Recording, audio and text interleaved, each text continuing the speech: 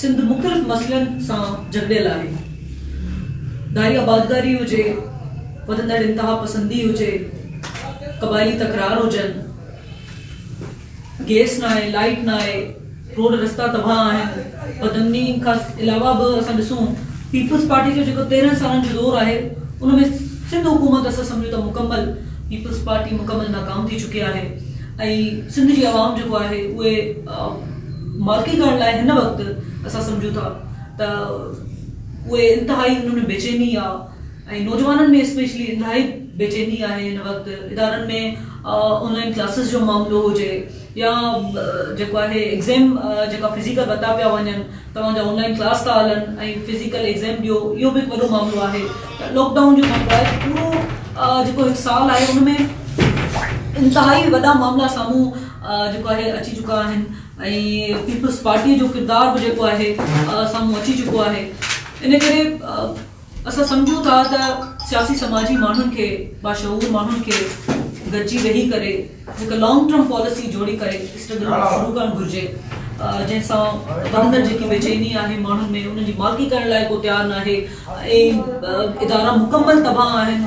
इन करे हू बिल्कुलु निंदड़को पाण खे महसूसु करे रहिया आहिनि। इन करे इंतहाई ज़रूरी आहे त सभिनी सियासी पार्टीज़ खे, सभिनी बाशऊर माण्हुनि खे, सभिनी जेको आहे समाजी माण्हुनि खे गॾिजी वेही करे हिकु लॉन्ग टर्म जेको आहे स्ट्रगल हलाइणु इंतहाई ज़रूरी आहे।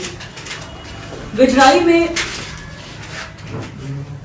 जीअं त धारी आबादकारी लाइ अहम मामलो आहे, उन लाइ असां इहो ज़रूरु ज़िक्र कंदासीं त 2020 में जेका PMC पाकिस्तान मेडिकल कमीशन जेको मेडिकल जो टेस्ट वरितो, सिंध जा माण्हू, सिंध जा नौजवान उन टेस्ट खे मुकमल रद्द कनि था। उनमें शागिर्दनि सां इंतहाई वॾियूं जेको आहे नाइंसाफ़ी थियूं आहिनि।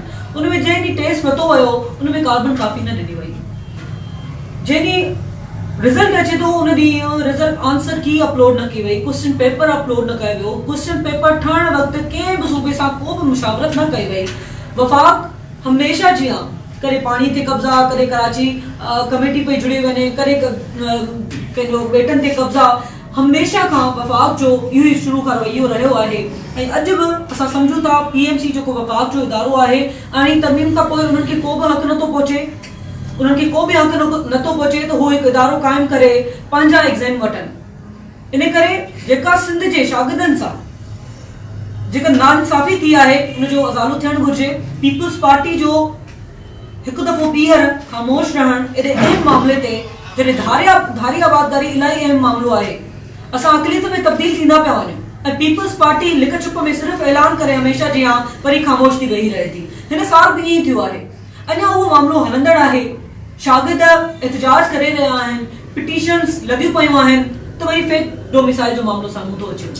जाली डोमिसाइल हिकु शागिर्द खे पंजाब जे ॿ डोमिसाइल उहे बि हाणे जेको आहे साम्हूं अची विया। सिंध यूथ एक्शन कमेटी 25 जनवरी ते सॼी सिंध जे डिस्ट्रिक्ट्स में एहतिजाज कया। उनखां एहतिजाजनि खां पोइ DCs वटि विया, उन्हनि खे प्रूफ्स ॾिना, उन्हनि खे लेटर ॾिना विया। अञा ताईं कुझु ज़िलनि खे छॾे करे DCs अञा ताईं निंड सुतल आहिनि। लास्ट ईयर जॾहिं साॻियो ई मामलो उजागर थियो, जॾहिं सिंध में एहतिजाज शुरू थिया, जॾहिं सोशल मीडिया ते आवाज़ उथारियो वियो त नासिर शाह जी अॻवाणीअ में हिकु कमेटी जोड़ी वई। उन्हनि 3 ॾींहंनि जो वक़्तु बि वरितो, पर उन 3 ॾींहं त छॾियो, पर पूरो साल गुज़री चुको आहे ऐं हिकु नओं साल वरी साॻियो ई मामलो उजागर थियो आहे। वरी नवां डोमिसाइल सभनि जी तइदाद में हर हिकु शहर मां, हर हिकु डिस्ट्रिक्ट मां जेको आहे साम्हूं आया आहिनि, पर ॻाल्हाइण वारो को बि न आहे।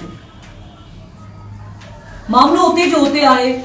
सिंध हुकूमत जी ख़ामोशी इहो चिट्टो सबूत आहे त हुननि जो रवैयो हमेशह सिंध दुश्मन रवैयो रहियो आहे ऐं हाणे बि उहे सिंध जे माण्हुनि सां इहो कनि पिया। ज़ाहिरी तरह त हू ॾेखारनि पिया त असांखे सिंध जे माण्हुनि सां वॾो जेको आहे असांखे तकलीफ़ आहे, असां बि तव्हां सां गॾु आहियूं, पर असां सम्झूं था हू सिंध जी आवाम सां बिल्कुलु गॾु न आहिनि। हू वफ़ाक़ सां गॾु आहिनि हमेशह जीअं बेटनि जे मामले में उहे उन्हनि सां गॾु हुआ, जीअं कराची कमेटी जे मामले में हू उन्हनि सां गॾु हुआ ऐं हाणे बि जॾहिं PMC वारो मामलो इलाही अहम मामलो आहे, जॾहिं शागिर्द सभु कुझु थियण खां पोइ पीपल्स पार्टी ॿियो त कुझु न कयो, पर हिकु ऐलान कयो। ऐलान इहो त 95% कोटा जेकी आहे उहा सिंध जे ॿारनि खे ॾिनी वञे, जॾहिं त सिर्फ़ ऐं सिर्फ़ 8000 शागिर्द पास थिया आहिनि त असांखे उहे इहो जवाब त ॾियनि त 95% कोटा कहिड़े हिसाब सां हू इदारनि में फिल थींदा जॾहिं सभई शागिर्द फेल करे विया आहिनि। उहो बि जॾहिं हाणे त ख़बर पइजी चुकी आहे त 30 सवाल अहिड़ा हुआ जेका आउट ऑफ कोर्स हुआ, सिलेबस में सिंध जे टेक्स्ट बुक में हुआ ई न। त पोइ इहो कहिड़ो ज़ुल्म आहे त जॾहिं ॾिसंदे सभु कुझु ॾिसनि बि पिया, सभु कुझु असां सिंध जी आवाम ॾिसे पई, उन बावजूद बि उनजो को बि जेको आहे उनजो को बि रिज़ल्ट साम्हूं न आहे। उनजी ख़ामोशी अञा पीपल्स पार्टी सिंध हुकूमत ख़ामोश जेको आहे चोरनि वांगुरु लिकी वेठी आहे। हू केने ॾिसंदा त इंसाफ़ कयो वञे? हू केने ॾिसी गया आहिनि? जॾहिं हाणे तरमीम खां पोइ हू स्टैंड वठी सघनि था, हू इन मामले ते स्टैंड वठी सघनि था त अहिड़ी तरमीम खां पोइ तालीमी जेका बि मामलात आहिनि उहे सूबनि जे अंडर अचनि था त वफ़ाक़ खे को बि हक़ नथो पहुचे त हू जेको आहे इदारो क़ाइमु करे ऐं सिंध ते हुक्मरानी करण जी कोशिशि करे, सिंधी माण्हुनि ते जेको आहे धारी आबादकारी हिते जेको आहे धारिया हिते आबाद करे 17 अहिड़ी ग्रेड्स में नौकरियूं ॾिनियूं पियूं आहिनि। असांजा हिते नौजवाननि खे जेको पढ़ी करे तालीम इहो जेका हेठे तबके सां तालुक रखनि था, मुश्किलात सां मिडिल क्लास तबके सां तालुक रखनि था, उन मुश्किलात सां पढ़ी अचनि था, जॾहिं तालीमी इदारनि ताईं हिकु त पहुचनि नथा। हाणे त उहो तालीम बि उन्हनि खां खसी थी वञे, पर मुश्किल सां जेके उहे बि निकिरनि था उन्हनि खां नौकरियुनि जी का उमेद हिते न आहे। हुननि में हिकु बेचैनी आहे, ज़हनी दबाव जे शिकार में आहिनि। नौजवान बेचैनी जे करे ख़ुदकुशियूं करण ते मजबूर आहिनि, बेरोज़गारी जे करे ख़ुदकुशियूं करण ते मजबूर आहिनि। उनजो को बि मालकी करण वारो तयार न आहे, उनजी को बि मालकी करण लाइ जेको आहे अॻियां नथो अचे। इन करे ख़ुदारा असां सभिनी सियासी समाजी माण्हुनि खे, सभिनी बाशऊर माण्हुनि खे इहा असांजी हथ ॿधी इल्तिजा आहे त महिरबानी करे हीउ वक़्तु ख़ामोशी वारो बिल्कुलु बि न आहे।